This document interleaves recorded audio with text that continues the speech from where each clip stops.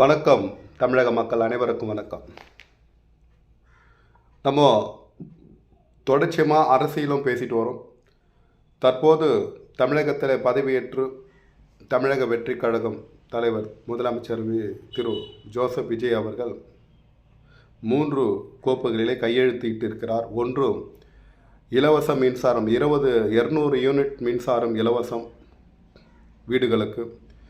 மேலும் சிங்கப்பெண் திட்டம், மேலும் போதை தடுப்பு சட்டப்பிரிவு பாதுகாப்பு வலயத்தில் கொண்டு வரப்படும் என்ற 3 பிரிவுகளில் அவர் கையெழுத்திட்டுள்ளார்.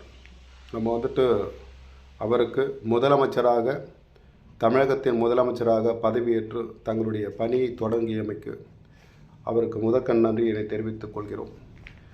சில திட்டங்கள் வரவேற்கப்படும், சில திட்டங்கள் வரவேற்கப்படாது. ஆகவே இந்த சிங்கப்பெண் திட்டம் வரவேற்கப்பட வேண்டிய ஒன்றும், அடுத்த கட்டமாக போதை தடுப்பு சட்டப்பிரிவில் மாவட்டத்தோறும் ஒரு அதிகாரிகளை நியமித்து அந்த போதை கட்டுப்படுத்தும் சட்டத்தை உறுதிப்படுத்தும் வண்ணம் கையெழுத்து போடப்பட்டது வரவேற்கக்கூடிய விஷயம்.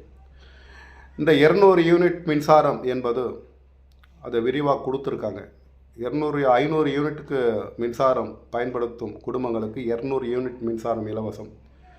100லேருந்து 200 யூனிட் வரைக்கும் மின்சாரம் பயன்படுத்தும் வீடுகளுக்கு 100 யூனிட் மின்சாரம் இலவசம். 500 யூனிட்டுக்கு மேலே பயன்படுத்தும் குடும்பங்களுக்கு 100 யூனிட் மின்சாரம் இலவசம். இது முரண்பட்ட கருத்தாக உள்ளது. இது தவறான விஷயம்.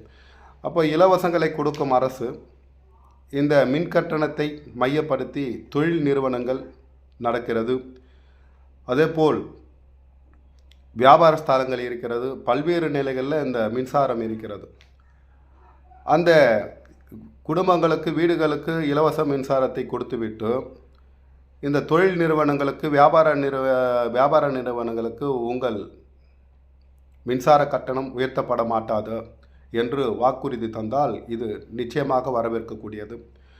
வீடுகளுக்கு 200 யூனிட் 100 யூனிட் மின்சாரத்தை தந்துவிட்டு பொருளாதாரத்தில், அதாவது தொழில் முறையில் நீங்கள் மின்சார விலையை உயர்த்தினால் அதை மக்களைத்தான் முழுமையாக பாதிக்குமே தவிர தனிப்பட்ட மனிதனை பாதிக்கும் நிச்சயமாக என்பதை நம்ம தெரிவித்துக் கொள்கிறோம். ஆகவே இந்த இலவசத்தை எடுத்துவிட்டு குறைந்தபட்சம் மின் கட்டணத்தை நிர்ணயித்து அனைவரிடம் வசூலித்தால் அரசுக்கும் லாபம், அதேபோல் அனைவரும் மகிழ்ச்சி பெறுவார்கள் என்பதுதான் என்னுடைய கணக்கு. மக்களை சிந்திச்சு பாருங்கள். அவர்